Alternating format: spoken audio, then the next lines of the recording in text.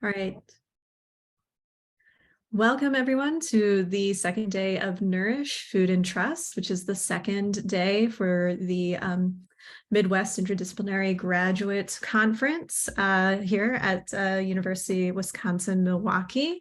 Of course, we're here virtually, as you can see.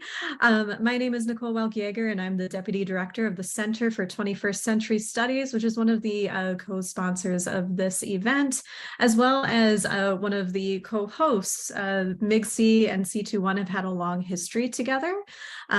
We have been coordinating graduate student conferences that have been related or not related to the center themes each year, but this year has been focused on nourishing trust. So what I'm going to do in the chat for those of you who are in the Zoom session right now is I'm sharing just a few resources for you.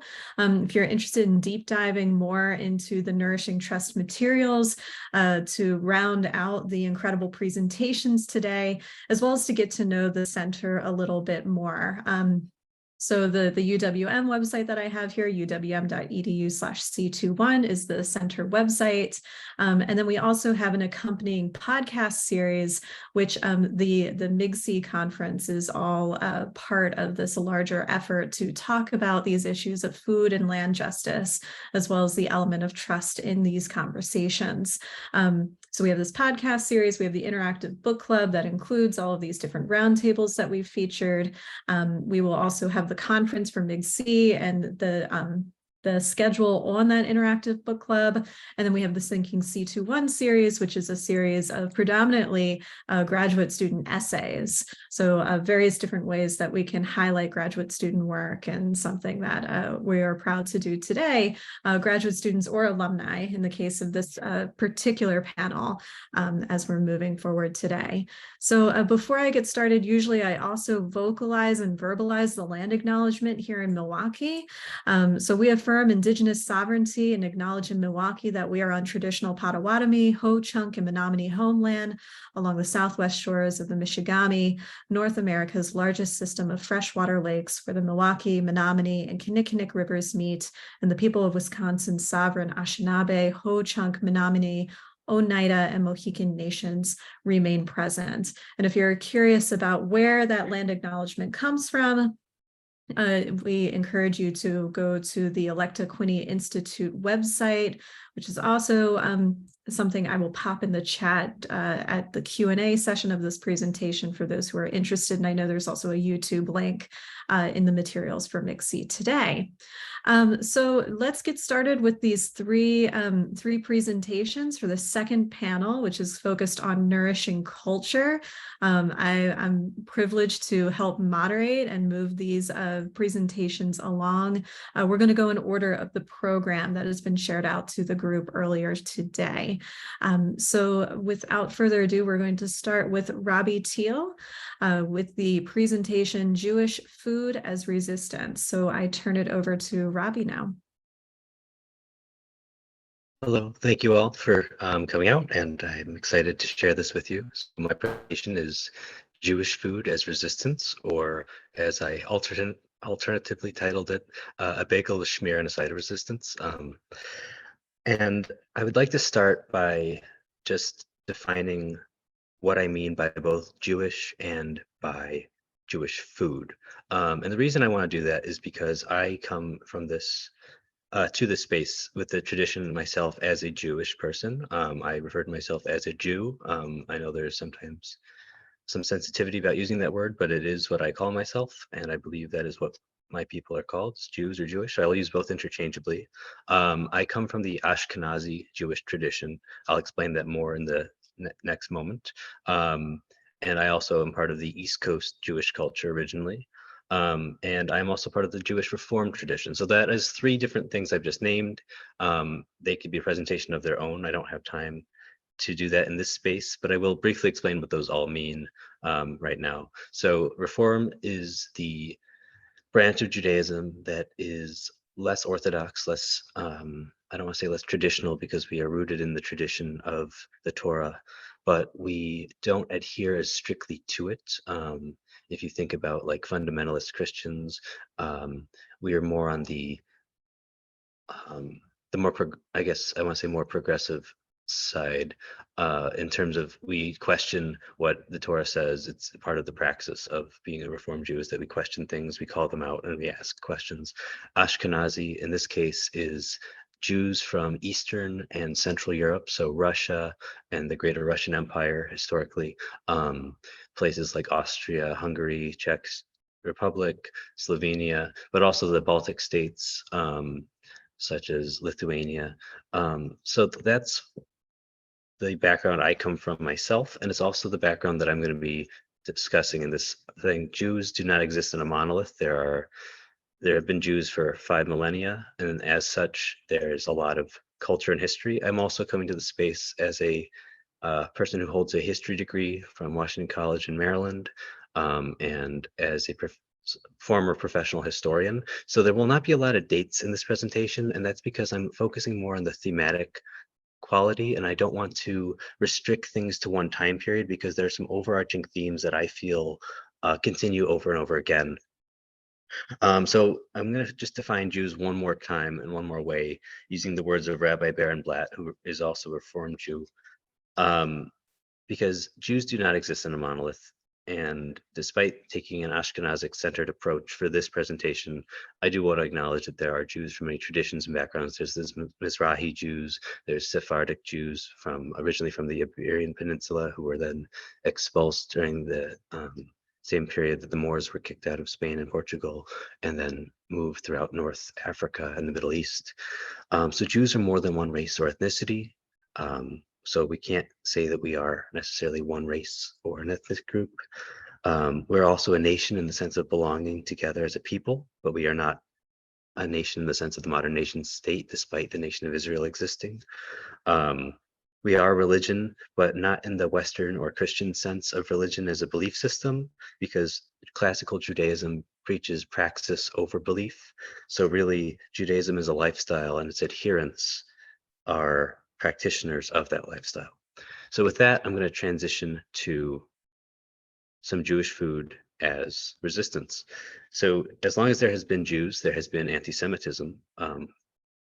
Since the very early days of Judaism, we are the original diasporic community.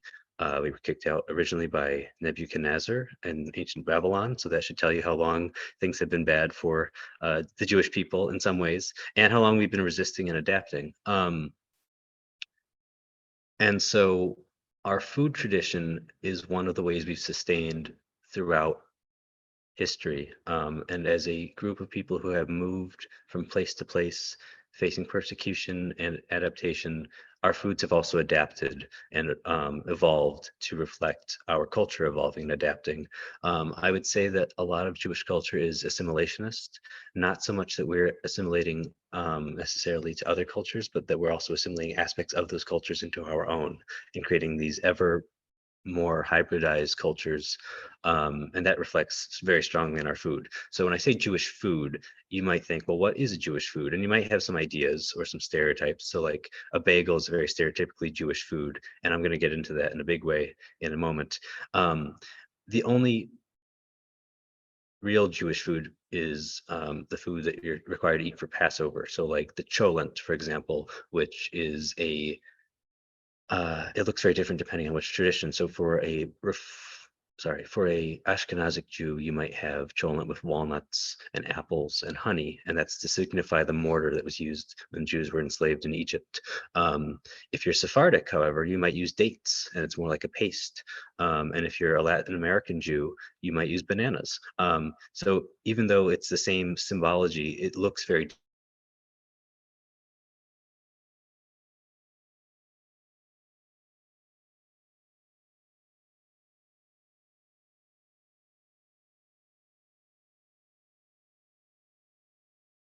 Am I the only one that lost Robbie, or is anyone else? It's frozen for me also.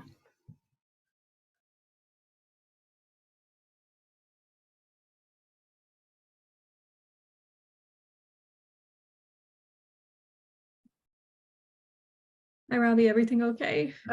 I apologize. My Wi-Fi just kicked me off. I'm sorry. Can you all see and hear me now? Yes. Okay. I'm not sure what happened there. All right. So sorry about that. Anyway, our foods are as diverse as our cultures. Matzah is another food that is very traditionally Jewish. It's actually the only food that we are required to eat. It's a mitzvah to eat matzah, or a requirement. So for Passover, we're required to eat this food. So that is a Jewish food. But Jewish food is also, like I said, an act of rebellion and resistance. And so I'm saying that to transition into the first food I'm going to examine, which is the bagel. So bagels originally are from southern Germany. They are actually a distant cousin of the pretzel, but they're not braided. So that is basically the largest difference. But they became really popular in Poland. I cannot pronounce the Polish word and would rather just call it a bagel. But I will acknowledge that the Polish name for bagel is different than bagel. The Yiddish word is similar, it's bagel. And so even though bagels are an Ashkenazic food and not necessarily shared by the Sephardim, it is a very quintessentially Jewish food, especially in the United States, where the majority population is Ashkenazi. I'd say 95% of us are. So the reason the bagel is a food of resistance is that in early Poland, Jews were forbidden from baking bread. Bread was seen as being symbolic of the body of Christ. It was seen as food for Gentiles, and as such, Jews were not allowed to partake in baking. Um, there was quite a few penalties for baking bread if you were Jewish, and on the off chance that you were able to then produce your own bread in Poland at that time, you were not allowed to sell it in the market. There was a brief glimmer of hope when in 1254, the reigning prince of Poland at the time said that Jews were allowed to sell their bread. However, this bread was then seen as being poisoned or unfit for consumption or connected in some way to the devil. And so it was not really an economically viable thing for Jews to sell. So the bagel became a loophole because bagels are boiled and not baked. And so Jews realized that this would be a way to find nourishment in the bread products that they were trying to eat. So they started to boil their bagels rather than baking them and said, well, technically we're not baking bread, so we are not violating any rules. And it was an act of defiance and a loophole against these restrictive laws. And from that, it became just a very quintessentially Jewish thing because the Jewish community quickly adopted this method of making food, boiling the bagels. It became symbolic of other things. So the bagel is seen not just as resistance, but also due to its circular shape, a symbol of eternal life. So it's very common, or at least historically, it was very common that Jews would give a bagel to a pregnant mother to say, you know, you're creating life, you're part of this circle of eternity. Here's a bagel, let's celebrate. It also was given to young boys after their circumcision, which is another huge part of the Jewish faith. So I mentioned earlier that I won't be mentioning a lot of dates, but I do want to highlight 1254 because again, that is the date in which Jews are technically allowed to handle bread products, was the wording used in the translated laws.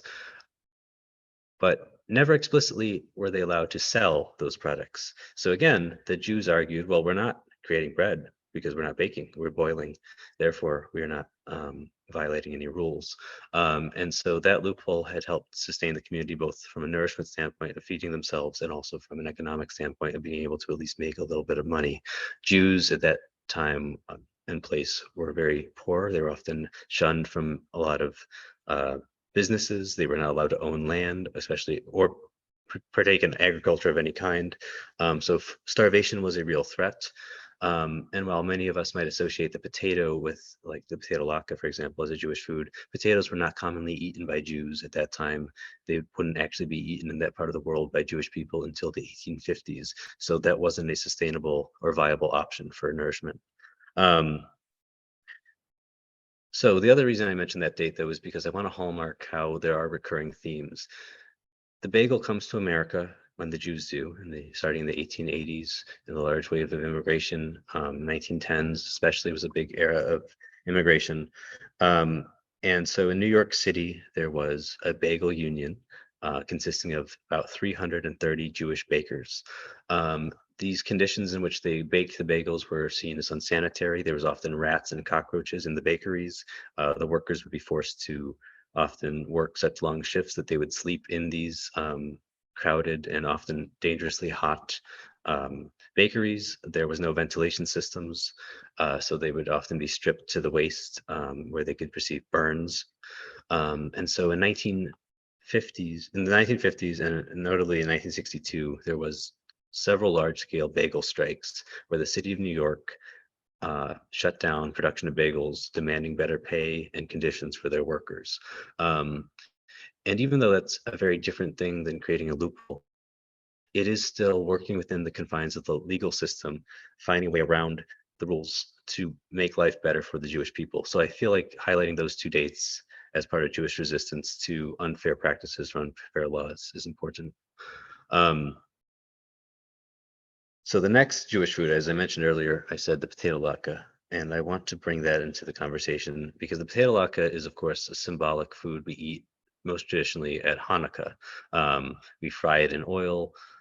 Most people know this sort of stereotypical story of Hanukkah is that following the destruction of the temple by a Greek, and really it was a Greek Syrian army, the Seleucid Empire, we, under the leadership of the Maccabees, which actually is just the Hebrew word for hammer. That's not actually the name of the group of people. I just want to highlight that as well. But Judah the Maccabee, Judah the Hammer, led an army against the Greek forces and to reclaim the temple, and the oil miraculously burned for 8 days is the story we tell. And so we celebrate that by frying foods in oil. So it's a holiday we celebrate by eating a lot of fried foods in symbolic remembrance of this resistance to this oppressive force.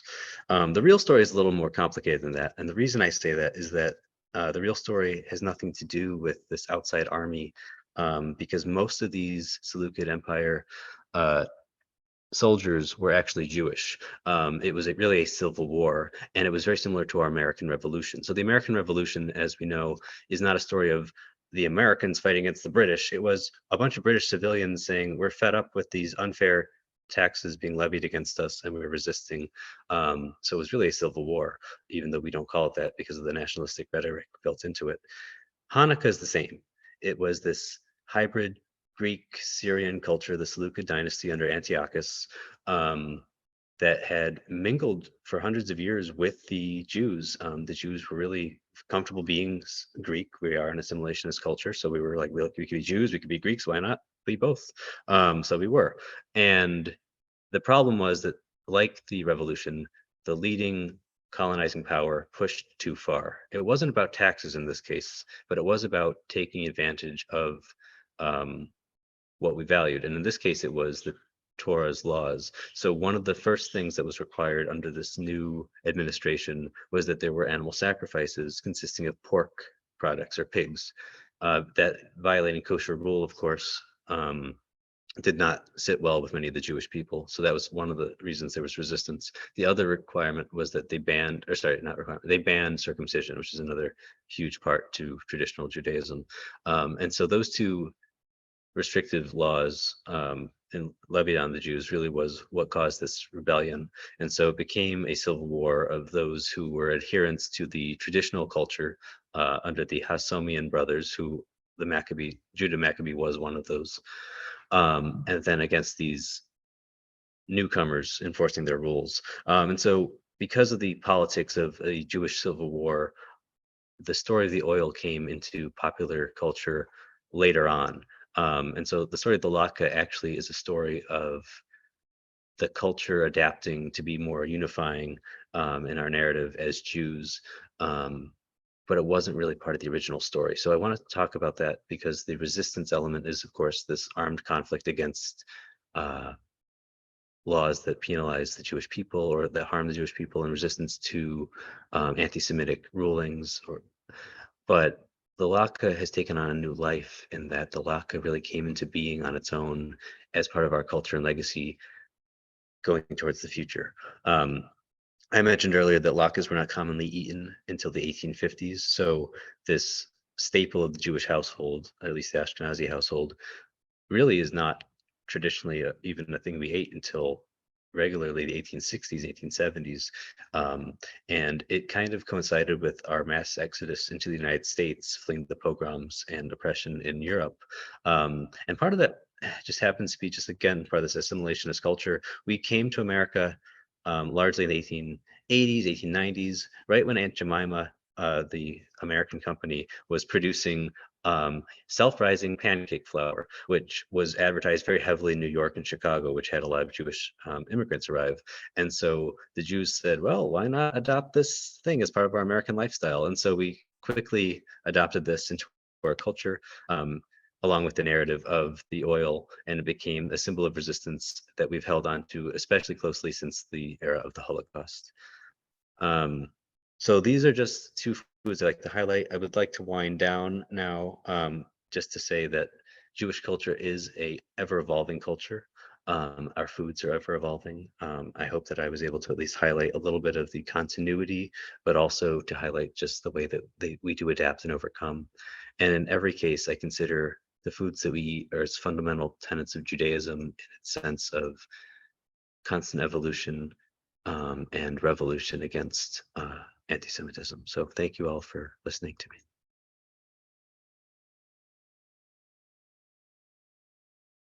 Thank you so much, Robbie. There's a lot of I'm going to be using a lot of food puns, food for thought in this presentation. I have many questions that I will save till the end. I'm already like kind of hearing and seeing that there's some connecting threads between the three presentations. So thank you so much. Our next presentation today will be by Amber Chavez. So I will turn it over to Amber now to speak to a qualitative study of community nutritional counseling. So take it away, Amber. Thank you.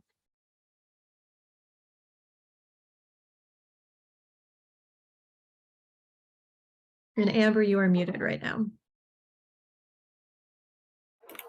Oops.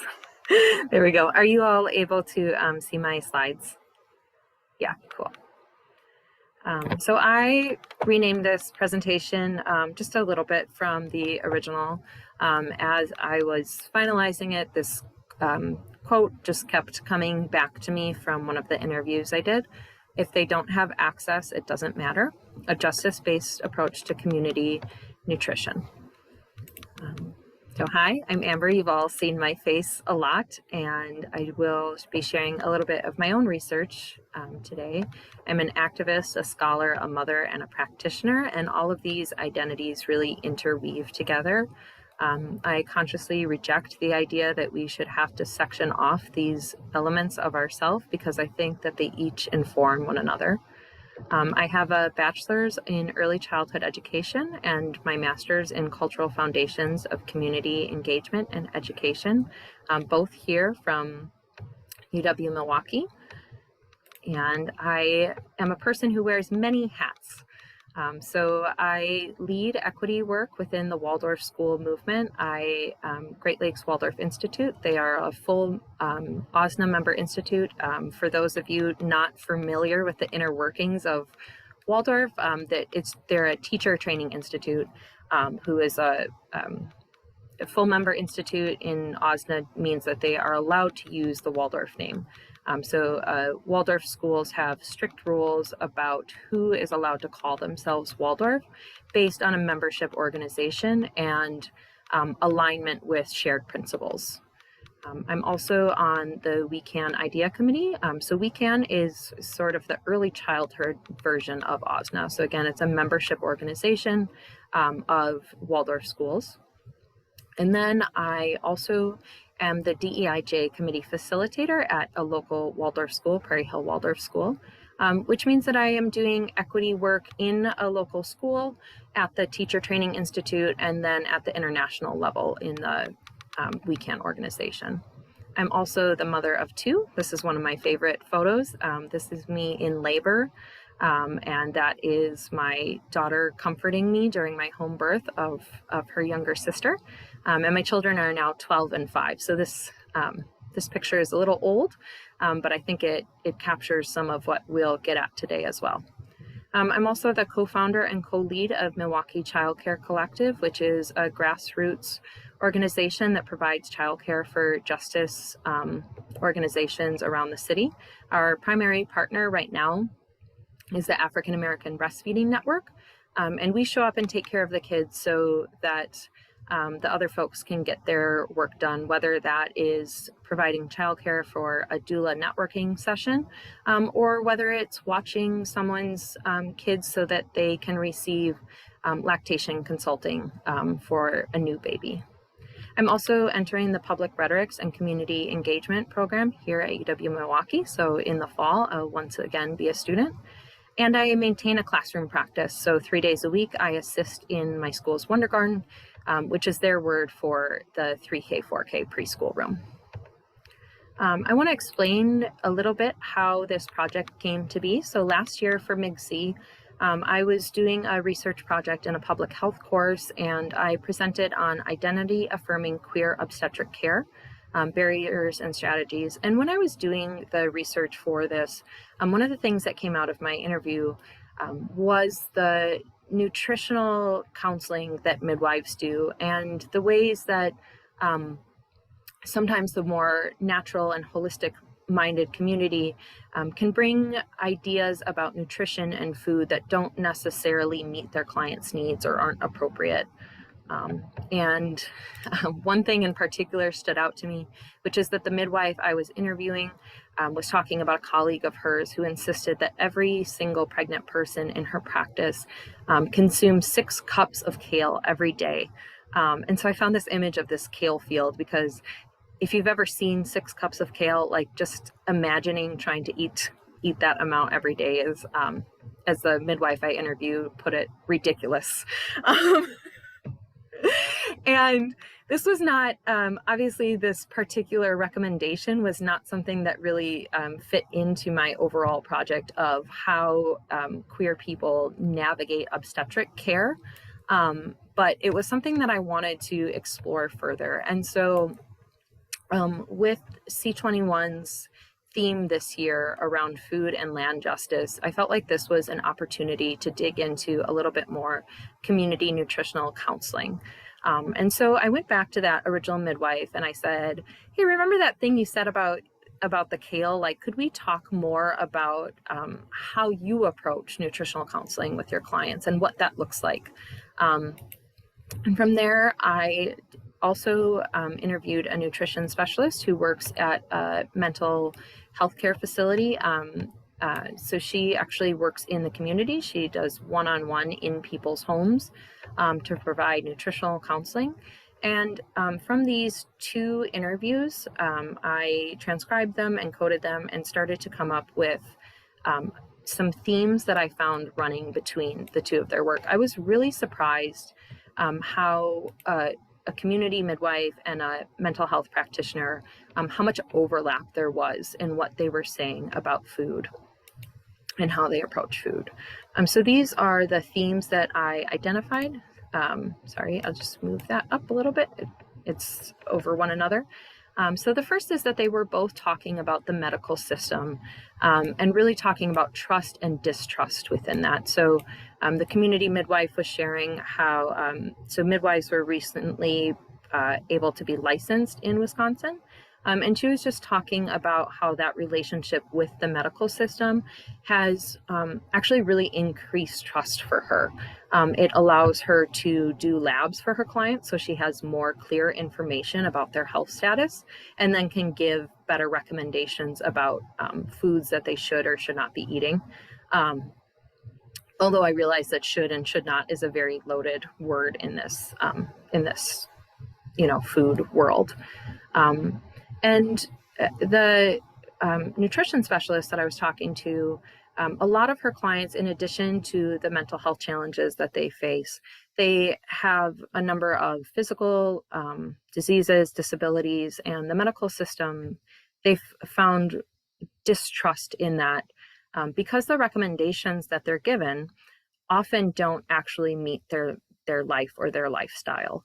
It might be an overwhelming amount of information.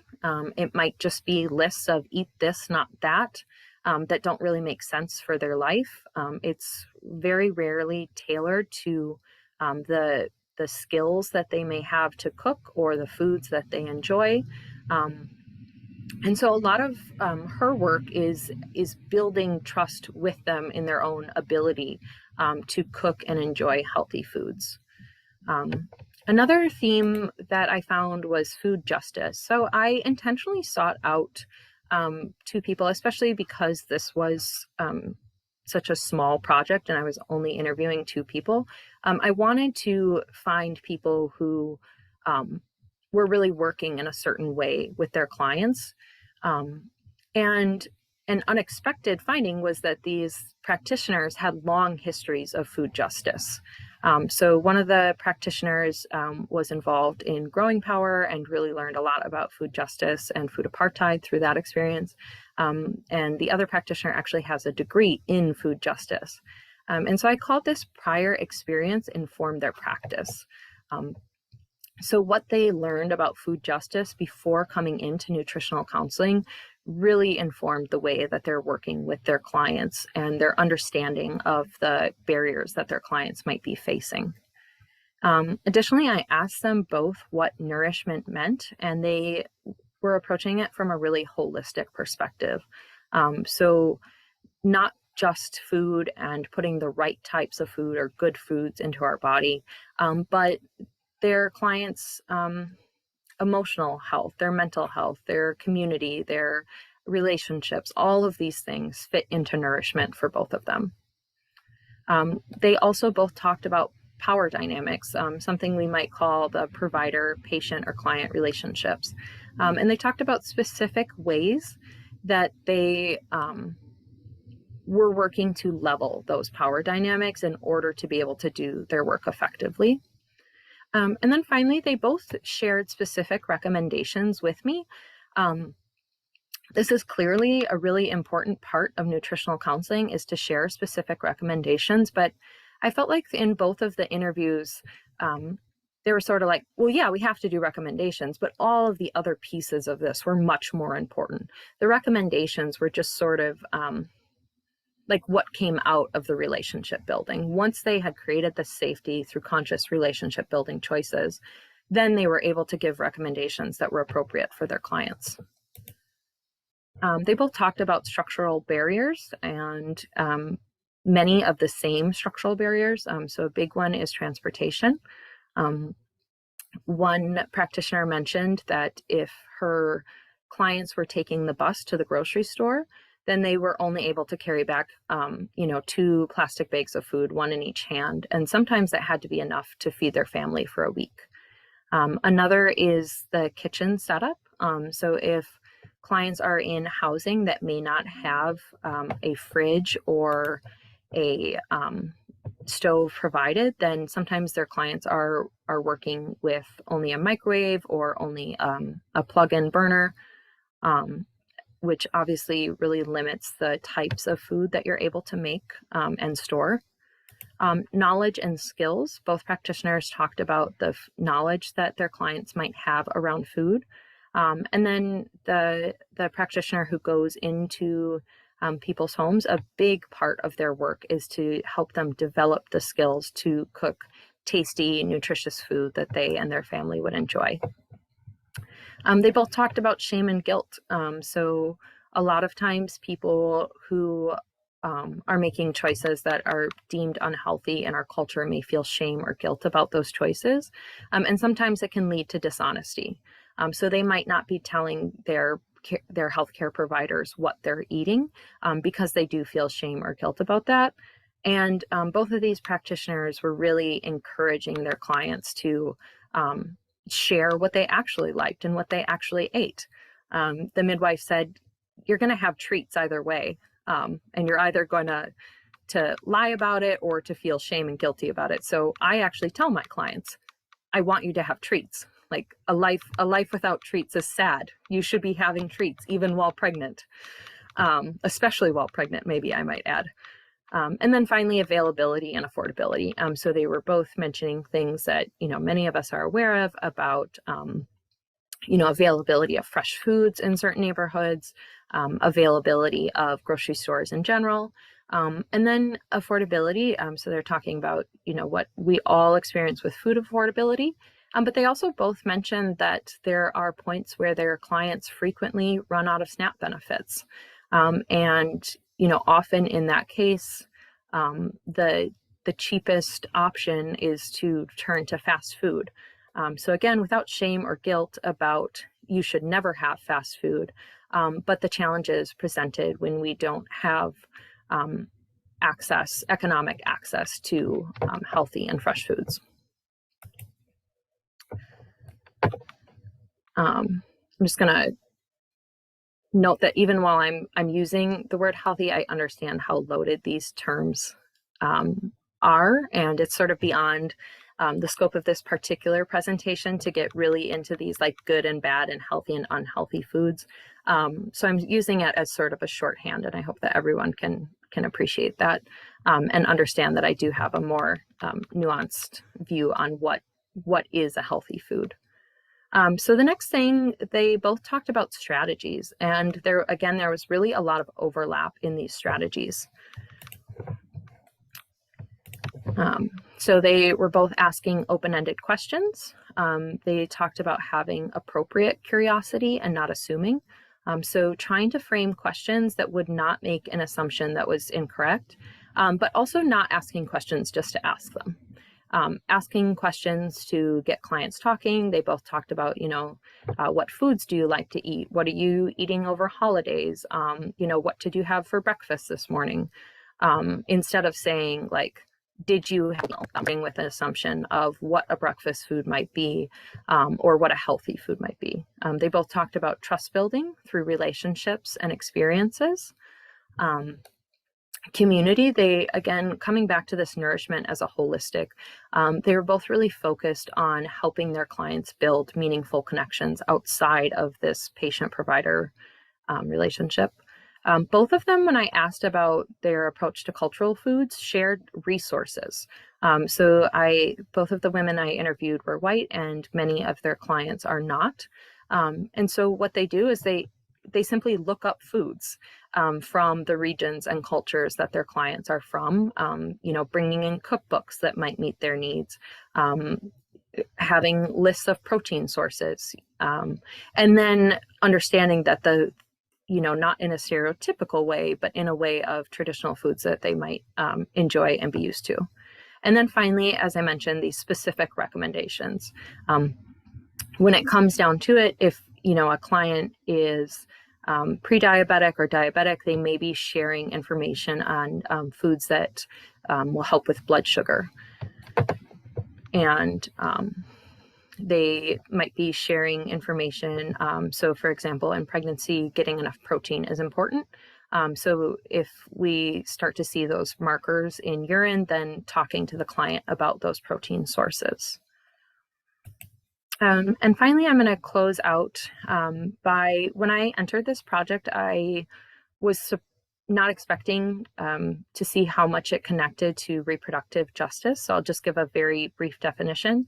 Sister Song defines reproductive justice as the human right to maintain personal bodily autonomy, have children, not have children, and parent the children we have in safe and sustainable communities. But I saw deep threads through my own work with young children and their families in regards to having access to healthy foods during pregnancy, having knowledge and skills around feeding your family afterwards, and also just having part of safe and sustainable communities, access to the foods that you want to eat when you want to eat them, which we talked a little bit about in the keynote yesterday too. And then just because we are at time, I'm going to skip my last couple of slides connecting it back to my own practice even further. But I will just say that I am thinking deeply about who has access to learning these skills in childhood, and the ways that the structural violence and structural injustice that we see in other areas of food are also connected to this skill building and knowledge. So thank you so much. Thus ends my presentation, and I will pass it off to Aditi.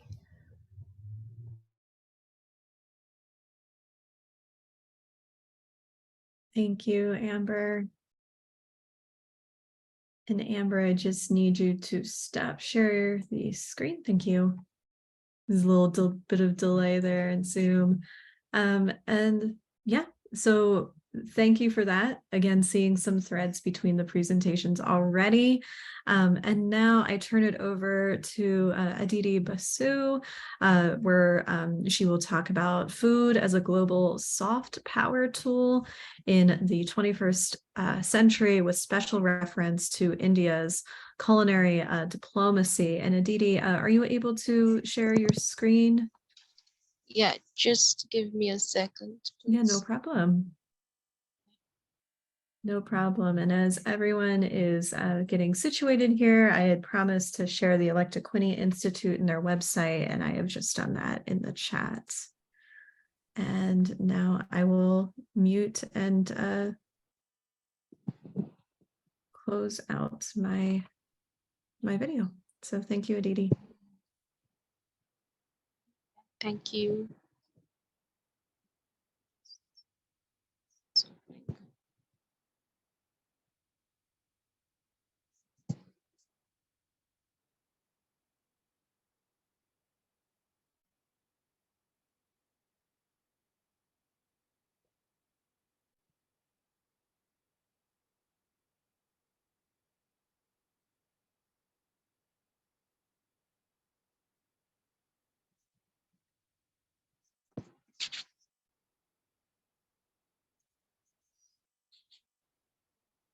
Well, is it visible from your side?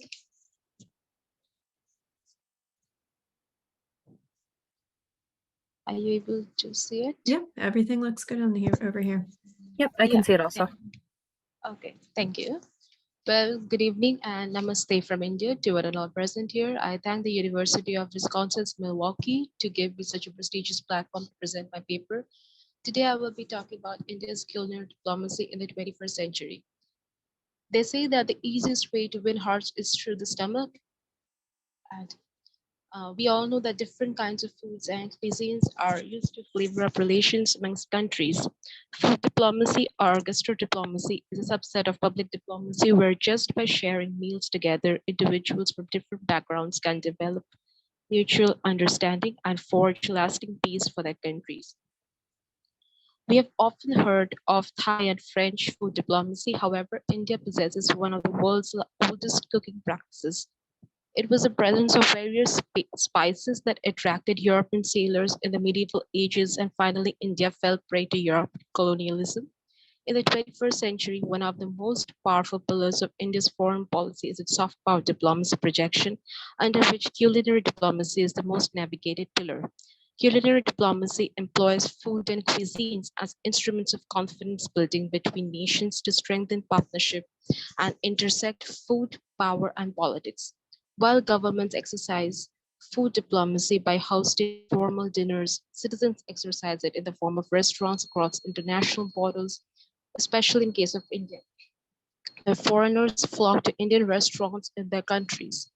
India's history of culinary diplomacy traces back in 1897, when Maharaj Sayaji Rao Gaikwad of Baroda invited Maharaja Scindia of Gwalior for a gala dinner. It is since then that India has been practicing it and has been internationally appreciated. In the 21st century, one can also find India's culinary diplomacy in television, in reality shows like MasterChef India, thereby strengthening Indian identity across international boundaries, adding to the impetus of Indian soft power. It is furthered by the presence of Indian diaspora in different countries across the world, who organize food festivals and fairs, apart from setting up restaurants. Be it Holi or Diwali, not a single Indian festival is complete without eateries. Also, an important facet of Indian food that needs to be deciphered is its medicinal significance, thanks to the spices present in it. India's culinary voyage is reflected in the introduction of vegetarianism cult in Greece, Germany, and UK. Therefore, the paper analyzes the contribution of India's culinary diplomacy in strengthening its external relations and the initiatives that could be taken to promote the same. This is a statement of Mr. Joe Perry, renowned American musician, who stated his views on Indian food, saying that he loves Indian food and it's his favorite cuisine. And the most interesting thing about Indian food, which he liked, was the mixture of spices and the subtle flavors that he termed as erotic, and the spices were really sensuous. In this presentation, I will be answering two questions. That is, how have Indian food dishes contributed to greater cooperation with the world? And how is the relationship between Indian delicacies and its soft, what is the relationship between Indian delicacies and its soft power diplomacy? And I beg your pardon for the background music that's coming. The noise that's coming. I beg pardon. So in today's research, I've already introduced my topic 2 and the research questions that I will be discussing in my presentation. I will speak about the methodology used and the sources I've used, after which I will proceed. I've divided my research under two broad heads, that is India's culinary diplomacy and soft power and diplomatic reiterations in 21st century. The research is a case study analysis of India's food diplomacy. It is a qualitative research that involves a historical, socio-political approach. Secondary data has been obtained through a thorough analysis of articles, research papers, journal chapters, YouTube videos, government initiatives uploaded in portals and newspapers, and all the food dishes which you see by presentation are all Indian dishes. The first one is chapati, roti. The other one is curry, and the third one is rice and pakora, fried rice and pakora. In this, I will explain how India's culinary diplomacy is a potential soft power in its foreign policy that calls for greater cooperation and engagement with different countries across the world.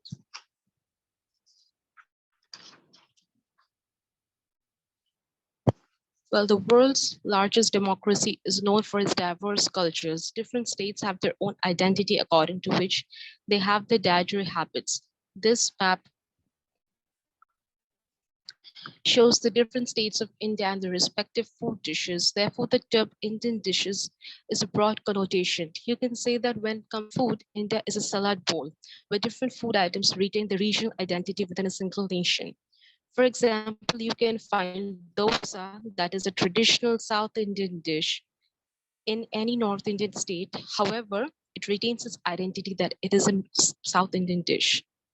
This is a report of the Times of India in 2022, which says that Indian food secured a global rating of 4.54 stars and 5th on the list of best cuisines in the world, according to the Taste Atlas Awards of 2022. The Taste Atlas is a Bulgarian travel guide, and it considered spices like garam masala, ghee, butter, garlic naan as some of the most delicious foods globally. India is a home to a cultural confluence like no other country. And in a place where the cuisine and dialect changes every few kilometers, it is not difficult to imagine that India's political history sings of culinary diplomacy. It has been subject to many invasions: the Greeks, Shakyas, Huns, Turks, Pathans, Mughals, Portuguese, French, and finally the British. And consequently, many of the food dishes have become inseparable from the Indian cuisine. And independent India too had realized the power it held in its culinary assets. Greece was the first Western nation that came in contact with Indian food in 4th century BC, after Alexander the Great invaded and conquered large parts of northern India. This led to the development of matrimonial relationship, and when Alexander returned back, he carried a huge hoard of saffron along with him, and this was how saffron found its way to the West. However, many Greek dishes owe their origins to Indian cuisines. For example, the raita, which you see, a bowl which has sort of milky substance, which you see in the slide, that's called raita. The Thai people also learned to use spices in their food in various ways from its Southeast Asian nations have pickles in the diet that have been influenced by Indian achar. When India was subjected to European colonial rule, many new vegetables like tomato, potato, sweet potato, and sago were introduced, and they have now formed an inseparable part of Indian food. In the 21st century, we find Indian restaurants all over the world, irrespective of any country or continent. The MasterChef Australia of 2021 had many Indian dishes showcased. Some of them included fuchka, machar jol, that's a fish curry, panta bhat, that is steamed rice, ghevar, chole, kadai paneer, gobi paratha. Gobi paratha is the paratha or the fried chapati made from cauliflower, fried bhindi, that is fried lady's finger, chicken 65, and many more dishes. The second image talks about some Indian dishes which were globally popular. They are butter chicken, paneer tikka, rasgulla, and many more. In India, we can find international tourists taking to Indian street food before they enter restaurants and enjoying their meals. Indian restaurants have come up all across the world. These are the images of two restaurants that are found, Indian restaurants that are found in Milwaukee. There are actually many restaurants in here, but I've shown only two because it's not possible for me to show all right now. These are two which are there in Milwaukee. Yeah. A person living in Canada does not face any difficulty in finding Indian food because many Indian restaurants have sprung up, and also ready to cook eatables are found in the grocery shops. I have a small video which shows frozen Indian samosas and chapatis. Allow me to see this.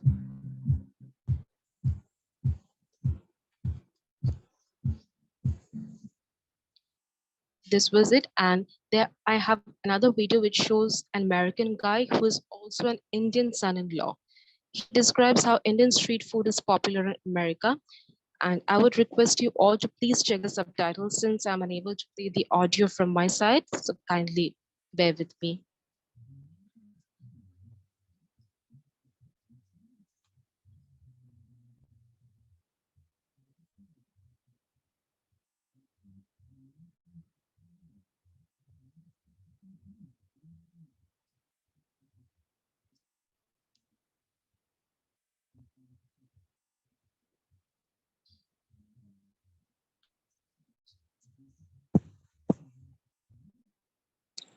And this is the last one is a poster on Indian sweet shop in Sydney, Australia, selling sweets for the Indian festival Diwali.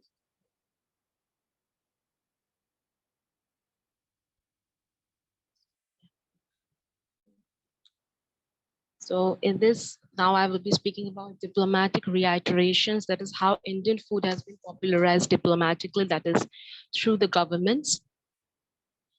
As India marks 75 years of independence this year, it is the perfect time to boost its grassroots diplomacy. In an age of increasing disease outbreaks, India's healthy vegetarian diet is potential soft power. These have been popularized by the Indian government through G20 International Food Festival, India being the G20 president for this year, Indian food festivals abroad, and presenting Indian food at international food festivals. These have introduced global audiences to the cultural reality of India in general and raised cultural awareness of all of India's cuisine heritage. Moreover, when heads of different countries visit India, they taste Indian food and then speak of culinary exchanges within their own countries that gives India an opportunity to showcase its culinary assets and deepen cooperation. This is a list of some meat dishes. Um, Meat dishes and sweet delicacies that were served to Mr. Obama when he visited India in 2015. This is a paper cut out of 2014, which shows Indian delicacies becoming popular in France. This is the latest global ranking of India and the list of best traditional vegan dishes. 5 of India's dishes have made it to the list. 11th is misal pav. 20th is aloo gobi, that is potato and cauliflower curry. 27th is masala vada, that is a sort of cutlet made out of lentils. 37th is bhel puri, and 41 is rajma chawal. Chawal means rice, and rajma means that sort of seeds that's available in northern India. And so a curry out of those seeds is made and then served with rice. In 2017, US President Mr. Obama again visited India, where he was offered both vegetarian and non-vegetarian dishes. In his speeches, he has mentioned several times that he and his wife enjoy Indian food, especially the spices. This shows this first one image, this one, it shows Mr. Obama having a jalebi, which is made of gram flour dipped in sugar syrup. The other image shows, it's a video that shows British diplomat Mr. Alex Ellis enjoying masala dosa on his 2-day visit to Bangalore in 2022. Just take a look at the video here.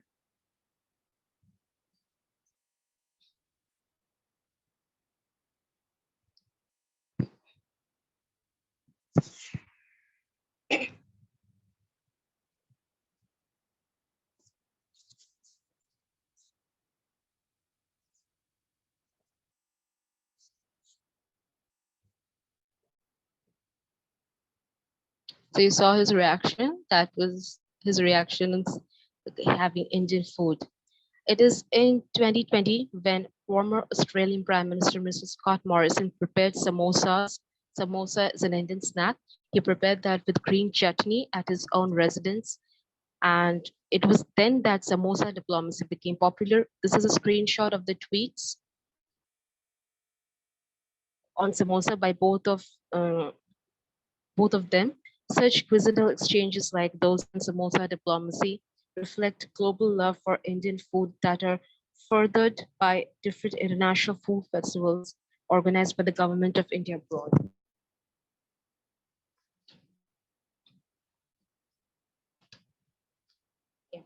These are the posters of Indian food festivals organized by the Indian government across the world to strengthen friendship with different countries. There's a single country which you would find where India hasn't yet organized such food festivals. These are of Indonesia, Belgium, and Philippines at different times.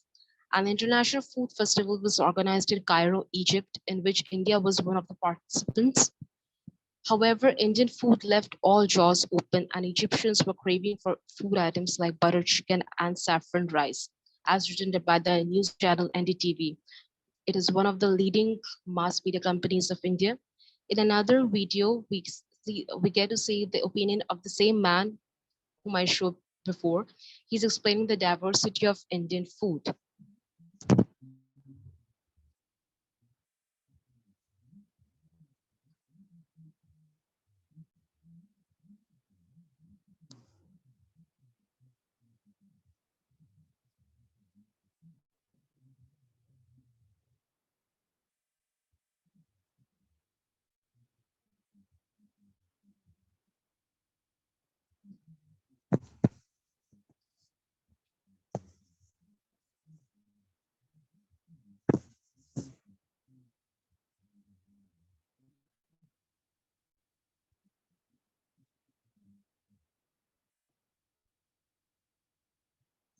So since I'm going to end my presentation soon, I've attached a picture of Indian sweets here because sweet delicacies in India are served at the end of any meal. Coming back, what can we infer about India's food diplomacy? Indian cuisine represents the diversity of the nation, highlights local ingredients, tastes, customs, and seasons.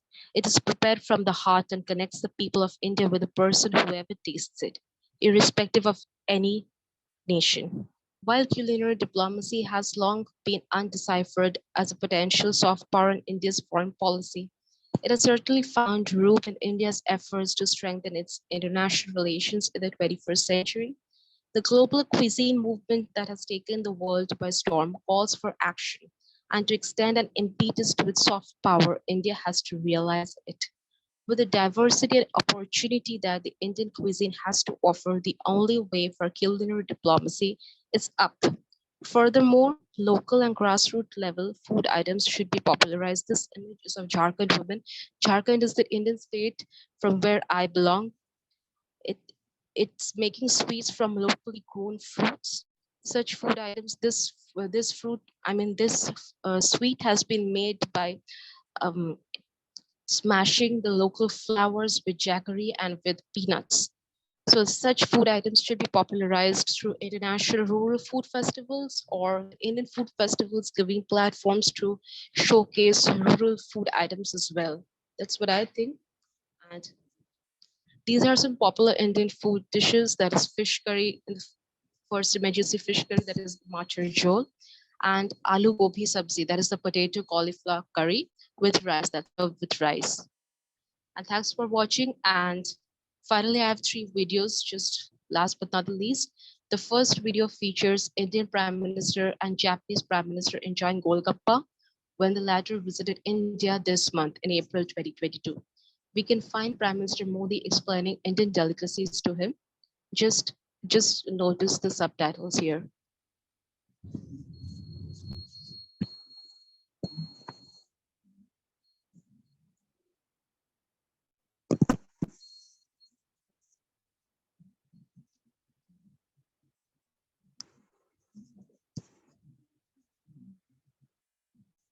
And the other video is of an Indian restaurant in China and what's the opinion of the Chinese people out there. Just see this.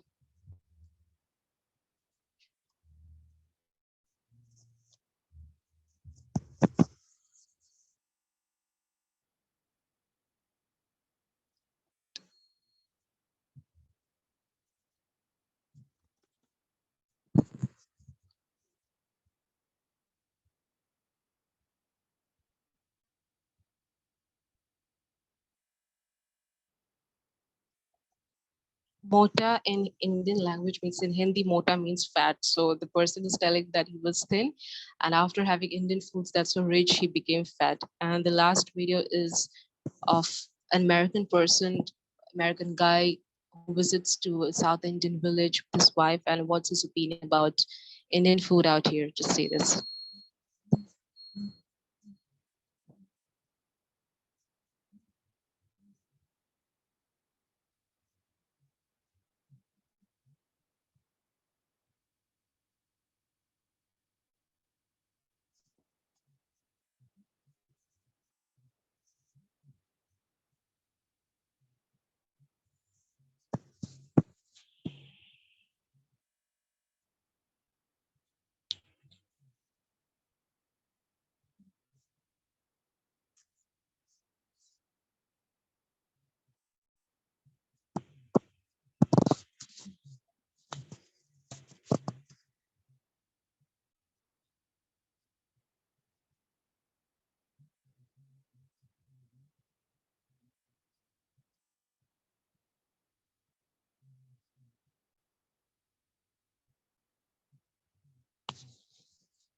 So once again, thank you and dhanyavad to all for listening to my presentation. And with this, I would like to conclude. Thank you.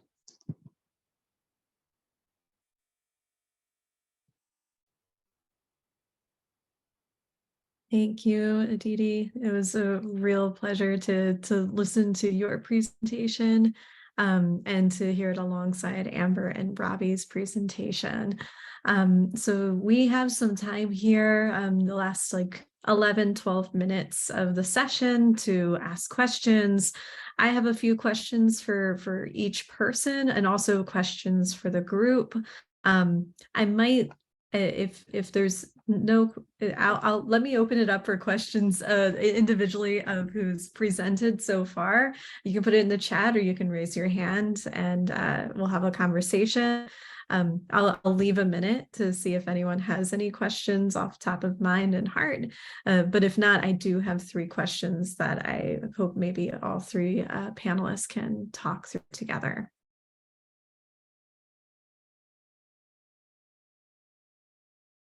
Okay. So I will have the questions for the group. So there are like 3 big questions that I had for all 3 of you. I was just struck by these 3 things, but particularly like for my first question, how when food comes in building trust relationships, in its conceptualization, in its recommendation, or in its sharing for each of your presentations. So what I was struck by is that food is not always a vehicle for trust. Food sometimes comes after a trusting relationship has been built. So Robbie, in the case of the latke, you mentioned offhand that the latke really only comes about in Jewish culture once unification and consensus has been brought together, that these diverse groups of Jewish people can come together. The latke comes to represent that trusting relationship between groups. Amber, you talked about how in the recommendations that nutritional counselors were giving to people who were pregnant, and those recommendations only came after they had a trusting relationship with the patients who were pregnant. And then Aditi, what was so interesting is that a lot of the diplomats that you highlight in your work, there seems to be a trusting relationship being built in the process of sharing Indian food. You have to have someone that answers the call to visit India and have that relationship and that food sharing. So I wondered if any of you could talk about that when food comes in the trusting relationship, and if you have other examples of if trust has to come before you share food, or if food is that vehicle for building a relationship of trust. I think just to dive in, it's complicated is the best answer, because I think like the example of the Laka is a good one, where there had to be a reestablishment of trust after a civil war of two different groups of Jews with different traditions and beliefs coming together to unify around this symbol. And I'd say really it was 1,000 years in the making or more in some ways, where like a lot of Jewish unity comes in after the Holocaust, and like we change the narrative, because after having so many of us die of every background, bringing together this new narrative and unity is a form of trust, of maybe a trauma bond, or maybe it's something greater than that. I think it's both. And so the trust is both being built and rebuilt and reimagined. And then the other part of the narrative is, of course, like I was looking at it from an Ashkenazic lens. So that's a little bit exclusive to the other Jewish communities. There's Jews in India, for example, who have their own cuisine. There's Jews in Ethiopia. There's Jews all over. And so bridging those boundaries hasn't really happened, as far as I know, in our communities. And so how do you talk about trust when we say, well, you know, we have these Jewish factions still? So I think trust is a work in progress too, and it's evolving as the food evolves. And I like to think that as Jewish culture evolves and assimilates, that maybe that trust is built into that somewhere in that weaving, and that will continue to get there. Yeah, I like that sentence. The trust evolves as the food evolves, which I find really fascinating, and I think also speaks to what Amber and Aditi were sharing in their presentations. Other thoughts? I'll jump in. What I'm thinking of is actually like something that came through me during yesterday's keynote, which is this idea that as we are addressing all of these structural issues within food and land justice, people still need to eat, right? We can't wait to start making and serving food until we've fixed all of the issues. And so sometimes the relationship comes first and then the food, but then the practical reality of it is that we often need to eat. And so I'm actually going to share, I'll be extremely brief about it, but I'm going to share one of the slides that I skipped that's connected to my own practice. Are you all able to see the slide? Great. So these little smiley faces are so that I'm not sharing the faces of the children that I work with. But this is from my perspective in the classroom. So every Tuesday in the classroom that I work in, we eat soup. And small children, so most of the children in my class are 3 and 4. Sometimes they're 5 by the end of the year. Are not always accustomed to eating vegetable soup. And there's a lot that happens there just in terms of it actually takes like a lot of motor skill and discrimination to be able to eat a mixed food that has the liquids and the pieces in it.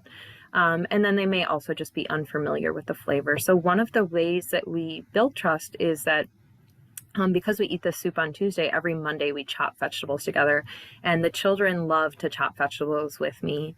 They'll ask for turns, and you can see here that I sort of set things up. So I also happen to have a culinary background, and so these skills have really come in handy. So I peel and then I chop everything into strips so that they are able to I tell them to chop it into something that would fit on a spoon.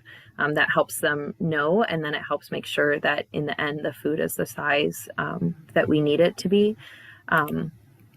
And I share that to building trust because one of the things that, for example, the woman who works in home with people talked about is that the trust comes while she is cooking for them. So she said, especially for some folks who have experienced trauma and may not feel comfortable around heat or knives or dangerous objects, sometimes she will literally cook in their homes for an entire year before they're ready to be involved in the process. And it's just like trusting the slowness of this process sometimes. And in the same way with the young children, we just start with like a couple of bites and then we work up to them eating like a full bowl of the food. And just, I'll wrap it up. But yeah, like letting that trust, Robbie, what you said was perfect. Letting the trust evolve as the food evolves, that it has to be both and. But I also build a relationship with the children before I expect them to start eating soup for me too. Yeah, Aditi. Yeah, sure. Thank you. Well, first and foremost thing I would like to say that food culinary exchanges are taking place on two levels, as I already discussed in my presentation. First is government to government, and the other one is people to people. And the third one is government to people. That's the organization of food festivals all over the world. So what's happening is that when culinary exchanges are taking place, people all over the world are getting acquainted with Indian identity, Indian culture. They're getting to know more because through Indian festivals, which are completely incomplete without Indian food. So through Indian festivals, people are getting to know more and more about Indian culture. So whenever we get to know about the culture and identity of the person with whom we are interacting, then a bond of trust continues to build, and that's taking place with the government level as well. The people, the government heads, they are interacting with each other, they are discussing about over Indian foods. Then whenever they visit India, they are offered Indian foods and they are invited for dinners. So that's, I feel that's how trust is being built, because Indian identity, Indian culture, Indian civilization and Indian values are being transmitted to all over the world. So that's how, and I just forgot to share one more thing in my presentation. I'm sharing the link out there. India has declared this year as International Year of Millets, by virtue of which, because India is one of the largest producers of millets all over the world. So India has decided to export, and these exchanges like millets export, food export, these all are building trust amongst different countries. I hope my statement makes sense to you. Yeah, sorry, I just didn't mean sharing. to cut you off. No. I'm sharing just a second. I'm sharing a link that will provide the details. Just one. It's by the government official portal of the government of India. It is released its statement of the International Year of Millets. So this one I forgot because my topic was on culinary exchanges. So that's not actually a culinary exchange, but it's part of food diplomacy. I think this is gonna help out there.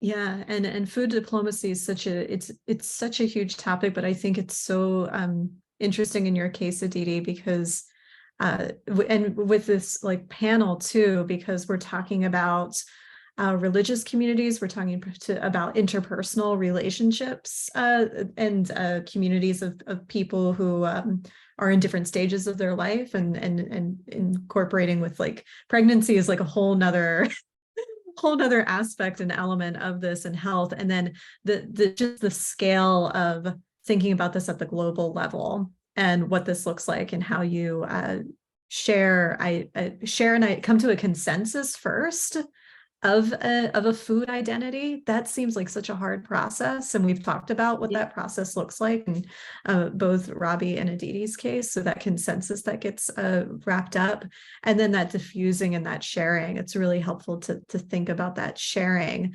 that when it goes quickly through some of these efforts, as well as really slow through different kinds of efforts. So I really appreciate that. I know that we're like at time too. So, but I just wanted to share out that my other two questions were focused on discipline and methodology, as well as, so we kind of went over like scales and generalizability and consensus and how that comes, if certain food comes to represent nation, religion, and health, and what that looks like. But the other question I just wanted to keep in your minds that I had discipline your respective research disciplines and integrating the personal into the research topics. So with cultural history and Robbie and Jewish identity, interviews with counselors for your example, Amber as a mother, and then Aditi, maybe this is an assumption of mine, but knowing these foods very well and what they taste like, and the sensation of personal taste and how that mirrors, matches, or is different from the sensations that diplomats are having when they're eating these foods. So I wondered if any of you had responses to that before we close out this panel session today, reflecting on reflexivity, research methods, and where food comes in, especially because we're all like eating the foods that we're also researching. So wanted to just open that up before we close. I guess for mine, it was very qualitative and also very personal. I think linking the personal narrative is important because both Jewishness and food are personal things. I think it would be impossible to quantify, and I didn't want to do a quantifiable study. And the other thing was just keeping in scope and scale. It took me a long time to come up with the direction I wanted because it was 5,000 years of history to synthesize. And I was like, well, what do I not want to talk about? And what do I choose? So like I limited it to my experience as an Ashkenazi Jew and looked at the Ashkenazi lens qualitatively. I'll respond also. I was just thinking that in our student panel yesterday, this topic also came up, that like the personal and political and the cultural context, and how actually it's a feature of white supremacy that we expect our research to be divorced from the personal, and that fit into what the keynote was saying about decoloniality, and just like valuing these white ways of reasoning over more cultural ways, and also like fitting into this idea that like we're not supposed to care about the things that affect our lives, and if we do care, then that somehow like makes our research less, when in reality having a deep personal connection can all actually help us to ask really important questions and to understand what it is that we're studying in a way, because we have these experiences with it. And then to connect that to my study, as a mother myself, as someone who experienced an out-of-hospital community birth, more natural-minded, I knew that I would have some connections to the work I was doing, but I actually entered this project thinking it would be a chance to be a little bit more objective.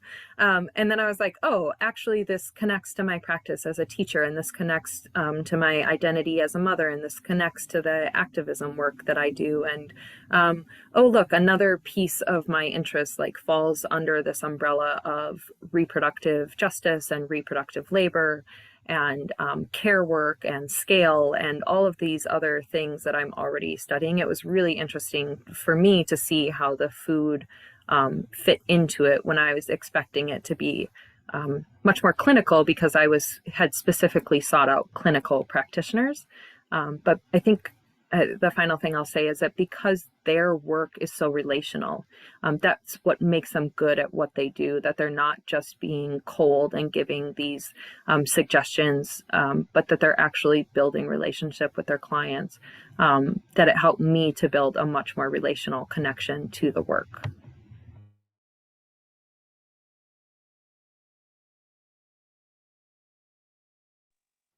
Oh, okay. So when I was just going through the material in Google or other sources, I found that there was a plethora of information out there, and it was really difficult for me, and it was task for me to organize and assemble everything. And I took nearly about 3 to 4 days because the information was vast.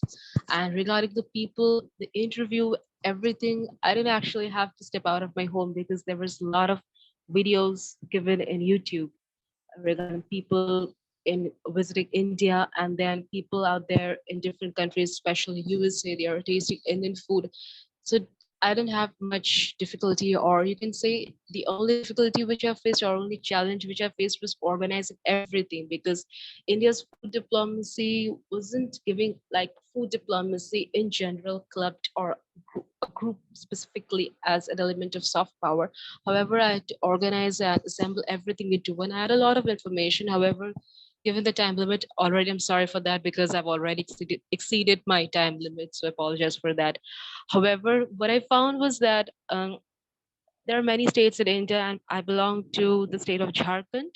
That's in eastern India. It's a tropical state. The Tropic of Cancer passes through it, and the temperature conditions are extreme out there.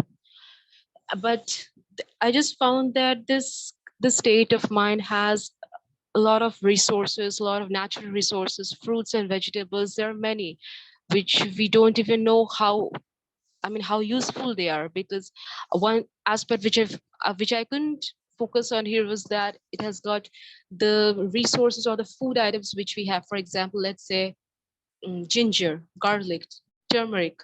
These three form the basic elements of Indian food, and you can just see how useful they are when it comes to keeping one's body healthy.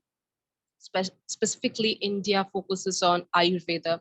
As you all know, Ayurveda and yoga, they have become intangible elements of every country. So yes, returning back to what I was saying, there are many food items at the rural level and the grassroots level which remain undeciphered, or which lack an international platform to be popularized, which possess huge potential as medicinal foods, or as, like, food items, sweet dishes or spicy dishes, pickles. I think that needs to be focused, or that needs to be popularized. So yeah, that was all which I felt. These were my experiences while making the project. Thank you. Thank you, everyone. Well, with that will conclude our second panel session for MIGSI. We will then go into our next session, which will start at 1 o'clock Central Time. So for those who are international or not in the Midwest United States at the moment, looking up what 1 o'clock Central Time would be in your time zone for when that next session will start. And then immediately following that will be the other part of that panel session. So thanks so much, everyone, for being here and tuning in from all over. And we will see you, Amber, guiding the way at 1 o'clock Central. Take care. Thank you. Okay, so one thing I would like to ask, have you ever tasted any Indian dish? Oh yeah, Yes. absolutely. Your presentation made me very hungry. Yeah, there are some really great Indian restaurants in Milwaukee. Yeah. Yeah, and Okay. like all of the food, even in the kale, I was like, you can tell like there's a sensation in a way that your brain Yeah. like wires and like ignites like latkes, like it just ignites, and there's a flavor. And bagels, if you've ever made a bagel, like a lot of people don't know that they're boiled. I'm like, yes, they're boiled bagels. But knowing that Yeah. history it makes it so much richer. Yeah. Thank you. It was a pleasure meeting you. Yes, pleasure meeting. Thank you, everyone. Take care. Thank you. Bye bye.